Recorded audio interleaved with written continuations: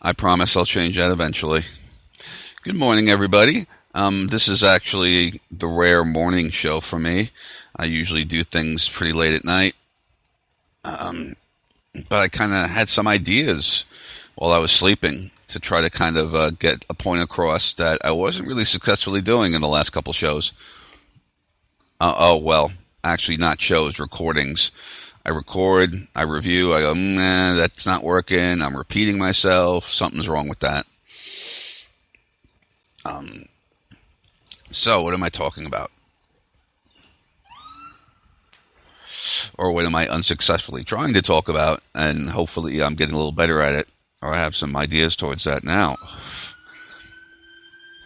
Ooh. Probably some noise in the background you probably can't hear. Hopefully you can't hear. So,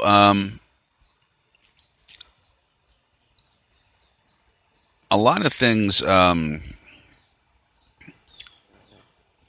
of work out and the cogs fit. You know what I mean? Like when you're at work and, people have been doing the job for a while, they figure out kind of how it's supposed to go. And, the cogs kind of fit. Things kind of work out. It's like, you ever been at a new job and you're like, oh, do you have something to, move the pallets? And like, yeah, we kind of thought of that because, we've encountered the same thing. What am I supposed to do? I need to take a break, but I'm the only person here. Oh, no. Yeah, the manager comes in when that happens because we know people need to take breaks, right? Stuff is just kind of like the cogs work out. There's a system for things that can kind of work. Sometimes, it gets overwhelmed. The system gets overwhelmed. Within reason, though. Most jobs have some sort of, they have escalation procedures. They have procedures for breaks. They have procedures for someone going to the bathroom. They have, all that good stuff. And you kind of, when you're learning the ropes, what you're really learning is, where that piece of equipment is, what those procedures are. Well, I got to tell you, this whole mental health thing, the cogs don't fit. I think that's the best way to put it.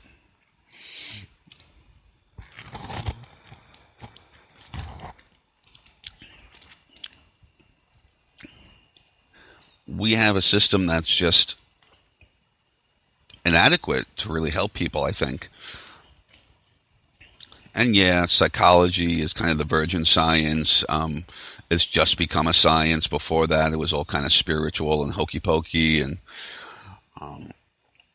people would like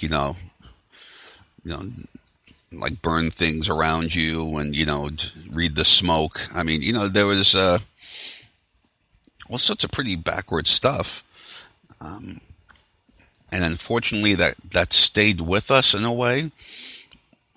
It's just kind of changed form. It's adopted some of the jargon of psychology, and that's why we call it pop psych.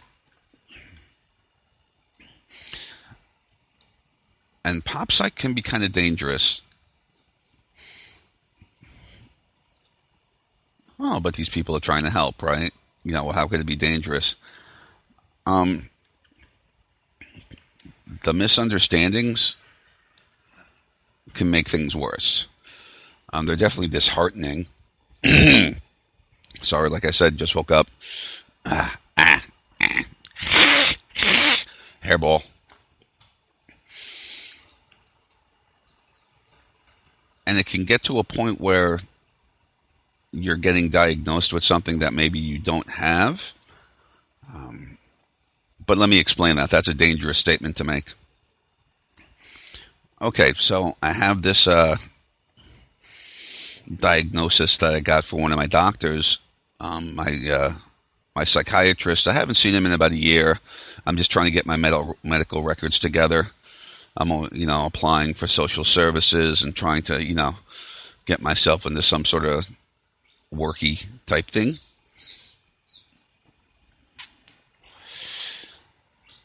So, I get a diagnosis of panic disorder with agoraphobia. which was a little weird because I've been on medication for like 25 years. So it's hard for me to remember the panic attacks, like the really full blown ones, because between the medication and being really avoidant, that I haven't had to really deal with a full blown panic attack. I just get kind of like the beginnings of one, and I figure out some way to get the hell out of there or do something about it. I've never really successfully been able to kind of handle one. So, this place used to be so like quiet. You probably can't even hear that, but yeah, there's a lot of noises going on in the background that's starting to kind of throw me off. But here's the thing, I never, well, I can't say I never, I didn't really get like really bad depressions until I was a teenager. At least regularly. I had like kind of a traumatic childhood, so I'd kind of, I'd get really upset. It would last a long time. I'd even get kind of suicidal at times. But it wasn't like forever, It was like more normal. I was dealing with trauma, so, you get really upset and then you go, and you kind of bury it a bit and you just kind of go on and you can actually have some fun, right? And have some sort of normal life. It became much more of a regular thing, I think, around 15. So I probably have some sort of mood disorder as well. But a lot of things I feel like were just kind of exacerbated, if that makes sense. Because when you have, like a constant kind of panic and stuff, even when the medications don't really work, they just kind of, mask it. You still have the same triggers. You still have the same reaction. It's just that the edge has been taken off of it. It's not as bad. You're a little bit more in control. You don't feel like you're going to die necessarily. Kind of a step in the right direction, right? So why did this depressive thing go kind of into a more of a like regular disorder, like a chronic disorder?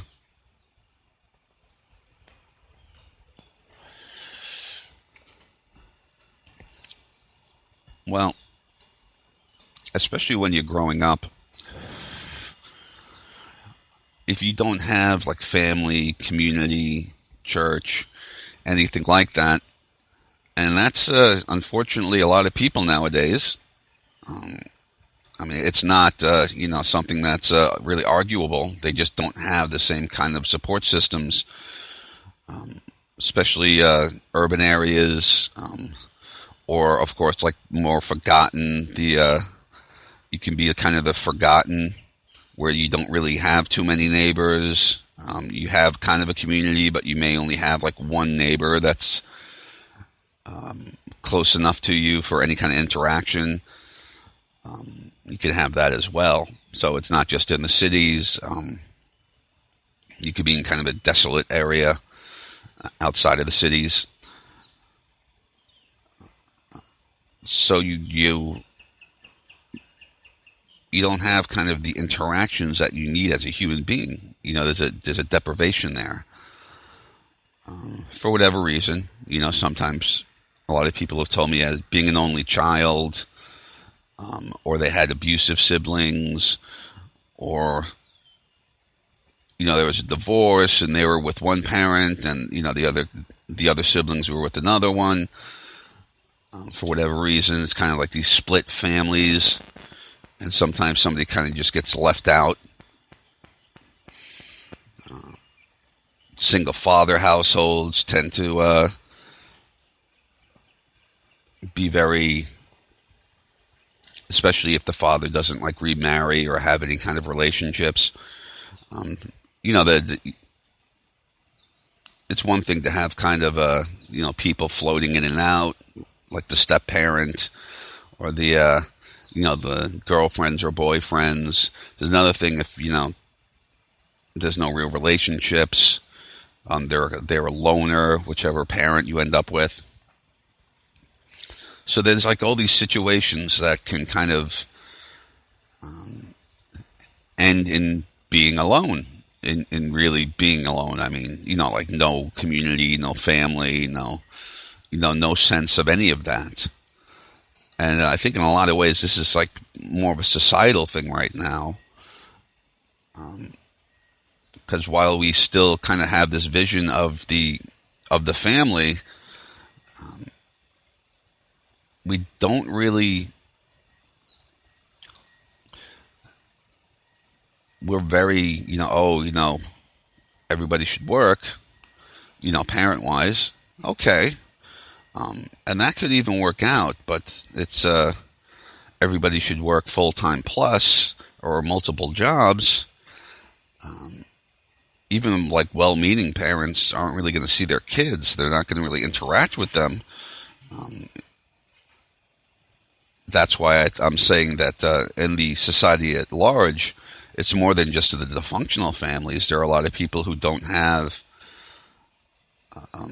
connections to their family or to their community because they're just, no one has time for that. No one in their community or in their family is really going to interact. And it seems like we're really afraid of anybody. Let's say there is somebody in the community who has let's say you got a neighbor who's kind of a work-at-home person and they're there a lot. We're always kind of like,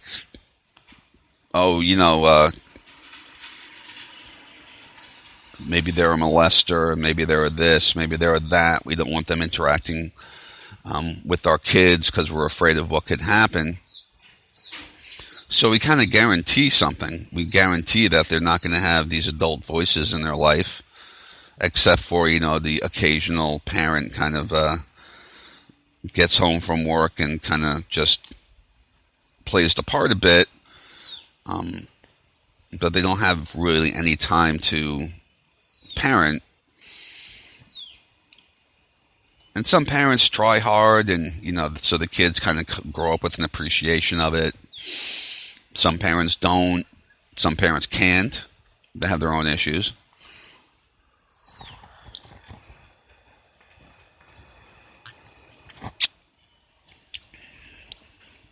So we get to kind of this disjointed, and you wonder why, digital media has become more and more important to people, because it's their only interaction. Having information at your fingertips, at least you have some information.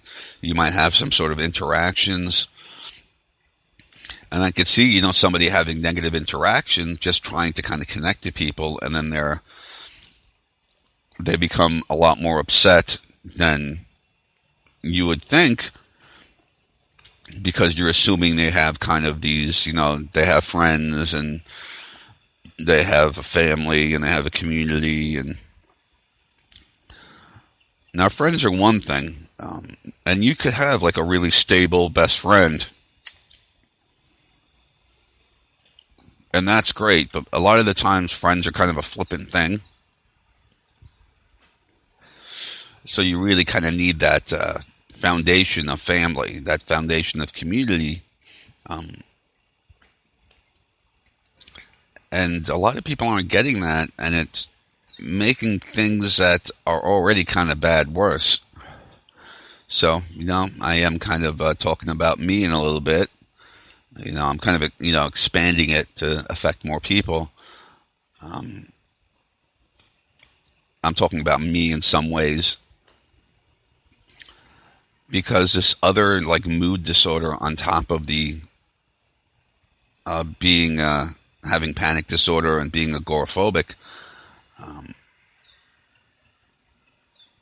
makes me wonder if there's something there, or if it's maybe more just exaggerated by this kind of dynamic as opposed to um, I just got bad genes. I rolled the dice when I was born and it came up snake eyes as far as, depressive, whatever. I think we're at a point where the cogs don't fit, and they don't fit so to such a degree that we're becoming a primary cause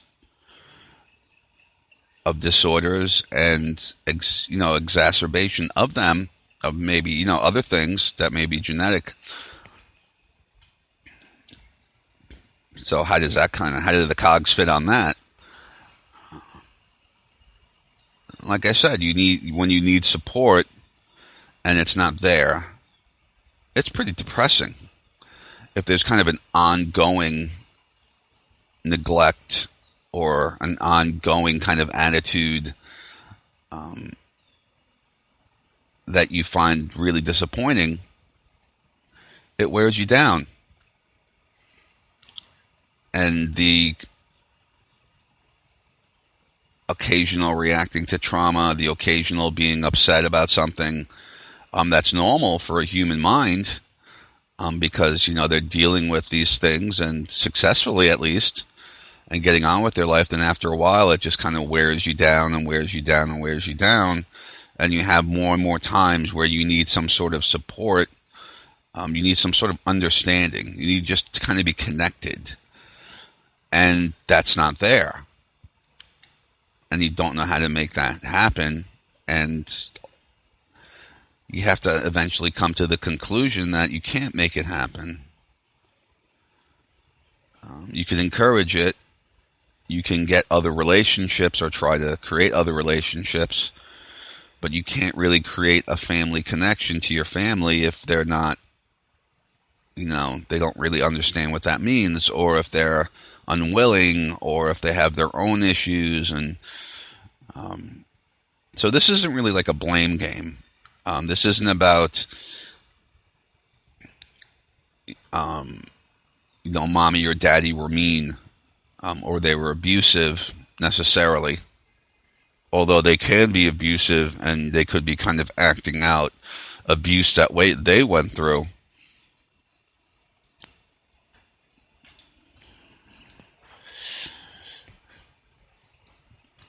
And you would hope that they would be better people than that. But I don't think that's the pandemic. I think the pandemic is really, in the Western world at least, people have their own kind of thing going on, and it takes them away from that connection. It keeps them from being able to do it. And more and more we see it as unnecessary. More and more we see it as, all of us as an island, and not on an island together. And you see that even in like friendships, that, kids kind of treat their friendships kind of flippantly, because they don't expect anyone to be kind of tight in their life. So you might have a friend for years, but it never seems to be like a really best friend kind of friendship, if that makes any sense. It's like neither friend can really go there. They're just like untrained. They don't know how to do that.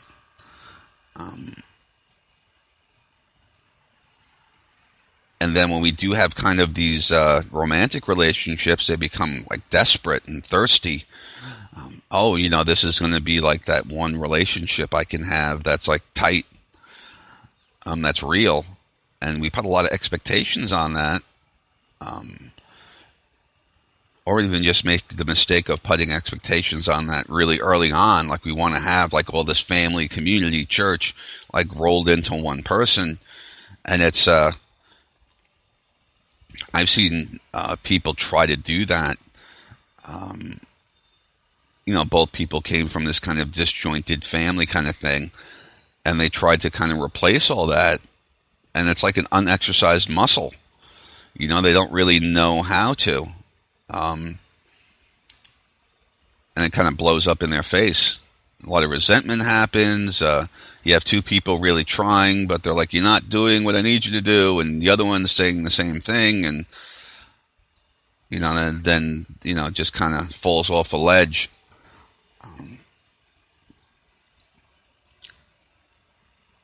So we have this kind of mental health system that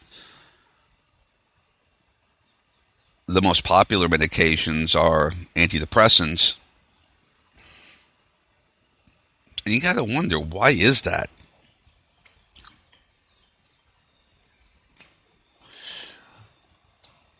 Why do we as a society need all these drugs? It's kind of weird because in the past, because of people's beliefs, because of people's just kind of weird thoughts they had in their head, because society was less astute, there was all sorts of abuse stemming from, spare the rod, spoil the child, all these kind of, we would have these kind of religious beliefs. A lot of these things were basically replacing something that didn't exist yet. We didn't have any kind of insight into human behavior and human interactions. We just kind of went with the flow. We were closer to more the animal human, and we had created these kind of systems because we do have a neocortex. We created these kind of systems that kind of worked, sometimes kind of didn't. But we retained the kind of family unit. And I think what happened is, as we became more industrialized and things became different, and our sleep schedules changed. A lot of people don't know that. You're supposed to kind of naturally sleep in these 2 bits. Like a split sleep thing, where you wake up, you're up for a couple of hours, and then you go back to bed. But now, even though a lot of us still have that impetus, because it's biological, we just sit there staring at the alarm clock and go, "Gotta get back to sleep, gotta get back to sleep, gotta wake up at 6, gotta wake up at 6. We used to be a little bit more in tune with daytime, because we're diurnal. That's what that means. Now we wake up, a lot of us, and it's like pitch black, because we gotta drive for 3 hours to get to where we're working that day. Things are off. The cogs aren't fitting.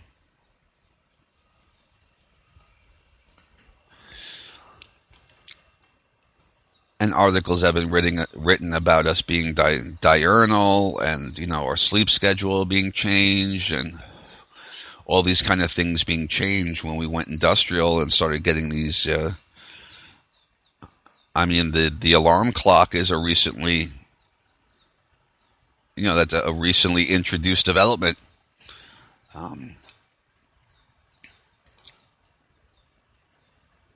So how do we kind of look back and figure out what we lost?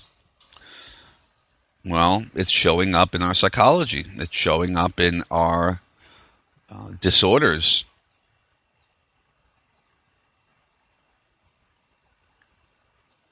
You may have some sort of genetic preposition. There's always kind of the whole debate for nature and nurture has kind of gone to it's, part nature, part nurture, and it's just really a matter of where the scale lies. And that seems to be kind of appropriate, where that kind of like sliding scale. It depends on the issue. What's more nature, what's more nurture? We're kind of just figuring that stuff out. We're just coming out of just like 100% nature or 100% nurture arguments.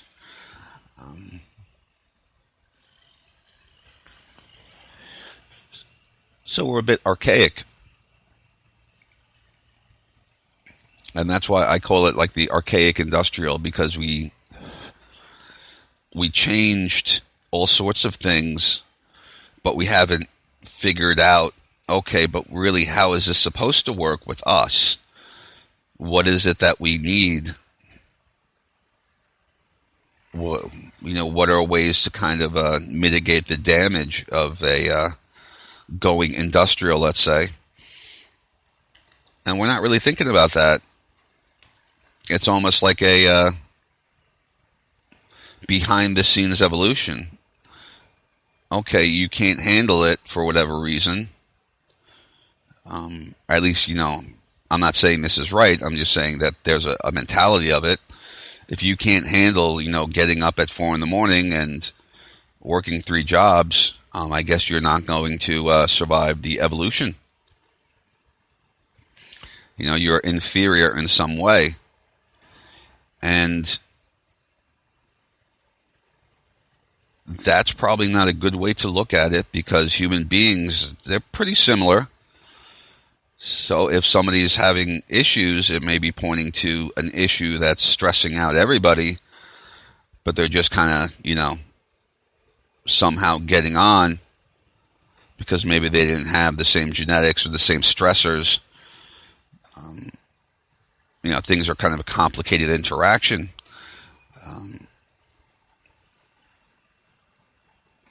There's a lot of things we're going to have to look at. There's a lot of things that we're going to have to kind of figure out and hopefully get to a place where we can have technology and everything. We don't have to be Luddites. We don't have to all have kind of like a hippie farm.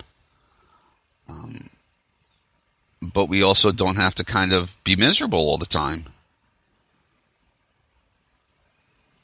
We don't have to kind of sacrifice any kind of happiness we might have to be a success in something that's not even really important to us.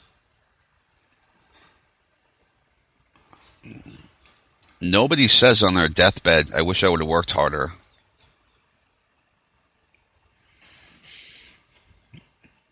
They say things like, I wish I would have known my children. I wish I would have taken more time with this and that, or been in nature more.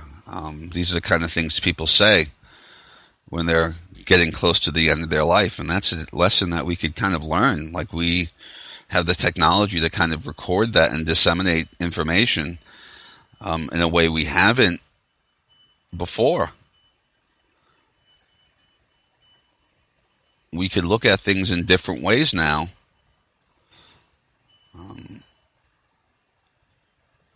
And we could kind of figure out a way to make the cogs fit. We could figure out how to help people, get to a better place, because that's kind of what the safety net is. We contribute to a safety net so that when we need it or somebody in our family needs it, it's there, right? So this is where I kind of disagree with many people on the right. There's a bit of a delusion involved that they're never going to need these services. They're never going to need help with mental health. They're never going to, although there was kind of an admission when we're having shootings, the Republicans and the Democrats got together to kind of bolster mental health services a little bit. I don't know what they did. I just, saw the headlines kind of thing. So it's kind of a limited view of that. But I just remember seeing the headlines and going, oh, good. We really need that. We dropped the ball on that. We really dropped it hard in the 80s during the Reagan era. That was one of the ways that we saved money to make, to kind of have this preliminary, we're going to increase the defense budget. So we need to save a little bit of money somewhere. And we saved money on mental health services by basically canceling them. And then slowly this kind of outpatient model snuck in.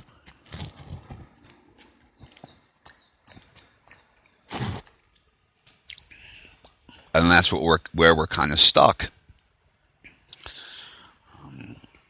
We don't have places for people to really go unless they're basically criminally insane. If they're criminally insane, there are hospitals. If they're very wealthy,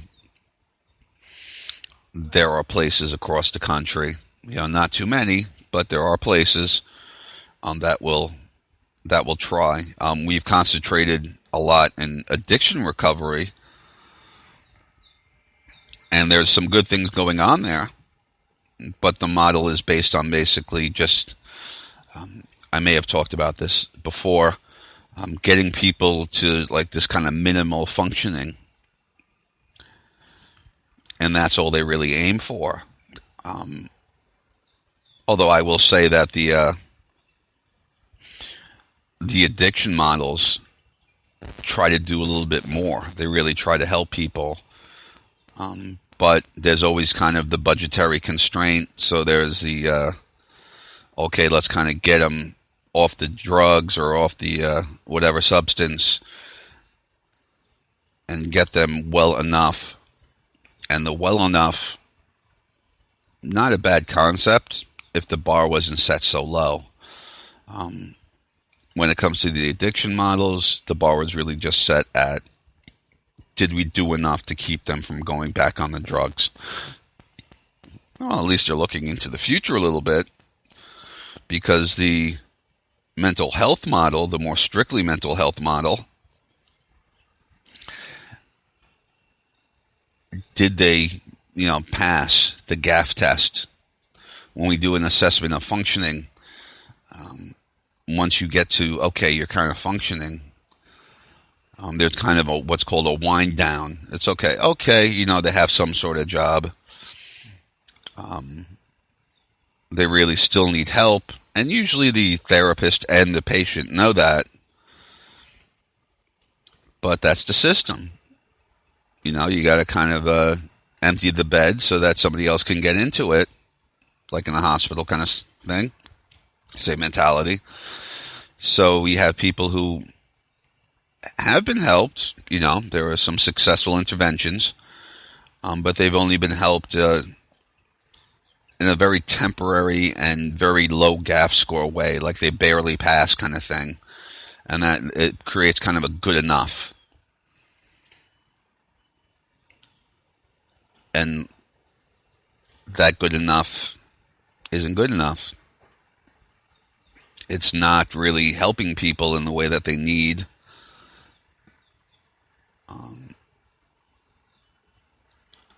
And we end up with getting what we pay for, or getting how we think, and getting a reflection of that.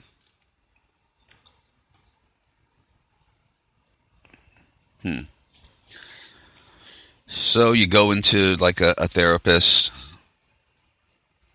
and they, depending on the model, they might talk about some Freudian things, some cognitive things. They may go at it from several different angles. And there are a lot of well-meaning therapists who really try. You can see actually a lot of them have gotten sick of the paradigm and are on YouTube. So that's a resource that you could look at, because these therapists tend to be people who really wanted to help and they just couldn't. Just be wary of people who have like these weird theories, because they could get very complex and convoluted, and that it may not be helpful for you. One of the good theories is complex PTSD. That's something that there are even kind of websites for it with all sorts of groups.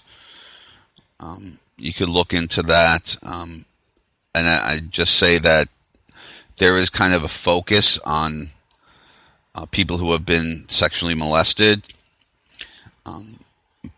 But everyone I've seen so far that tries to help people is really inclusive of a lot more. It's just that a lot of the people who are running it may have come from that personally. So there seems to be kind of a bent towards that. Don't let that discourage you from letting people help you, right? And this is more of a long-term thing. this is a model. One of the reasons I don't think the model has been really accepted yet is that it takes years of therapy. It takes years of kind of dealing, and that's, I think most therapists would say that's appropriate, but it's not. It doesn't work within the model we have of this kind of, we almost have the traumatic injury model.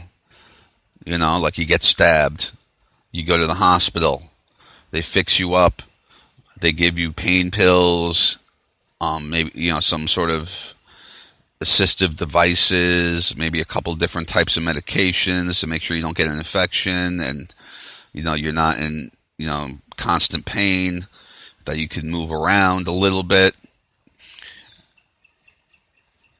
So they see it as kind of a quick fix, and then you get stabbed in the leg, or God forbid anywhere else. That's appropriate. I don't think anyone complains about how good we are at when people get stabbed, or people break their leg, or people have some sort of physical traumatic injury. If anything, in the United States, that's probably what we're best at. But as far as the cogs fitting, when it comes to how our psychologies are interacting with our society, it's not there yet. There's some, like I said, there's some hints to it.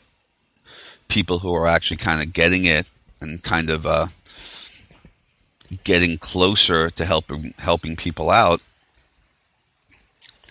Now, a little bit of a history lesson. Prior to the kind of defunding of all these mental health services, what we had was an asylum model. And these weren't pretty places. If you had a lot of money, there was much better places.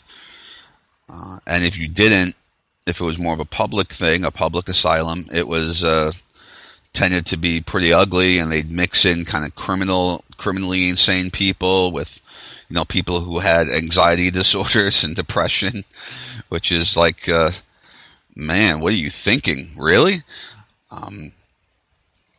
So people, you used to be able to kind of just like walk up to a hospital and check yourself in, and you wouldn't have to worry about how it was paid for or anything.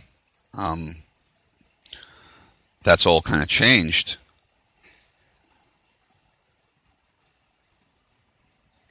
And what became, there are like inpatient, kind of temporary inpatient plans. They tend not to, let people stay very long. And what they do is they go, okay, now you're good enough for outpatient.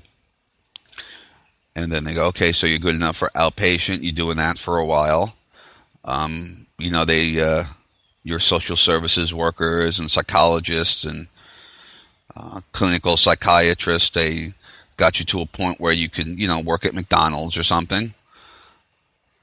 And maybe you sound a bit more hopeful because, of course, you are. And then you kind of get dropped like a hot potato.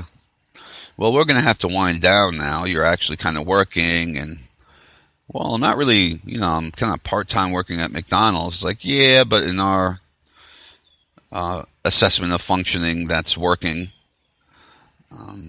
So that's about it. You can work. You're not a danger to yourself and others. You can kind of groom. You can, dress yourself.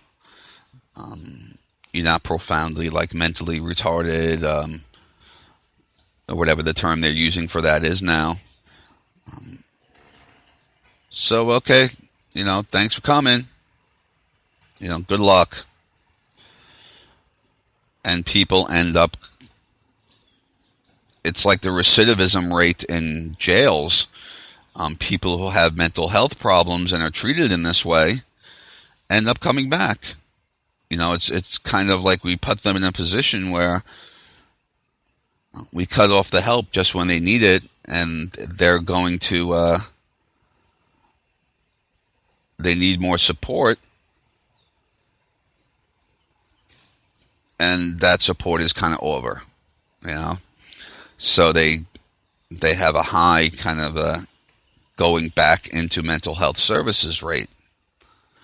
So I can make the same argument that we have with jails. Let's say we put more money into these people, excuse me, that were like petty criminals, etc., in order to kind of reform them or teach them how to. My idea of reform would be like teaching them how to live in life, live a successful life, or, good enough isn't a bad concept. It's just that when that good enough isn't good enough, people end up back in the system. So we're doing it with both our jails and our asylums. Well, not our asylums, our outpatient system. Although I'm sure it's happening where people, who are like profoundly out there and are a danger, they get kind of the same treatment. Okay, they don't really seem like too much of a danger. Let's let them go.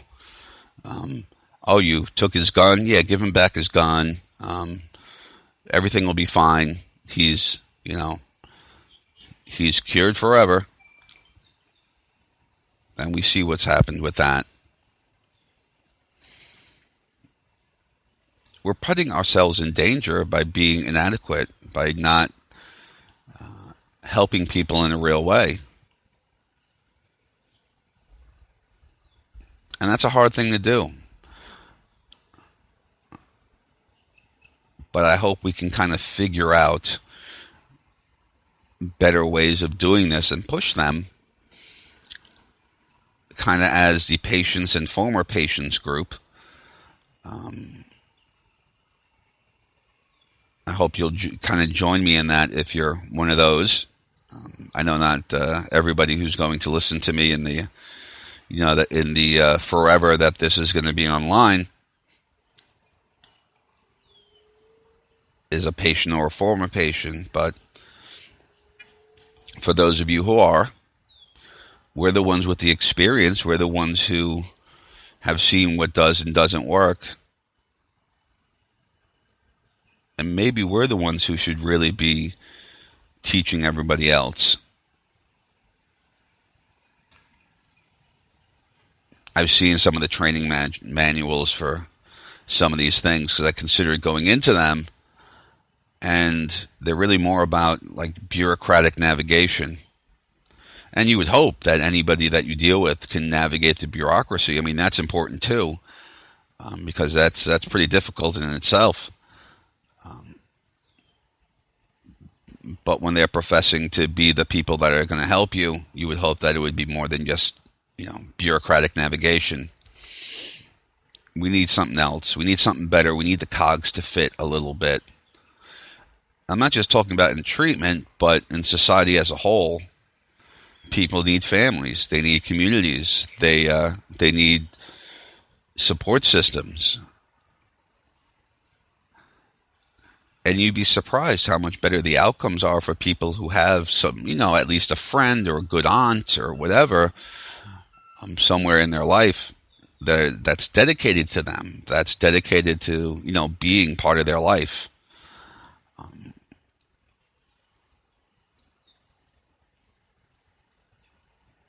And we could do that.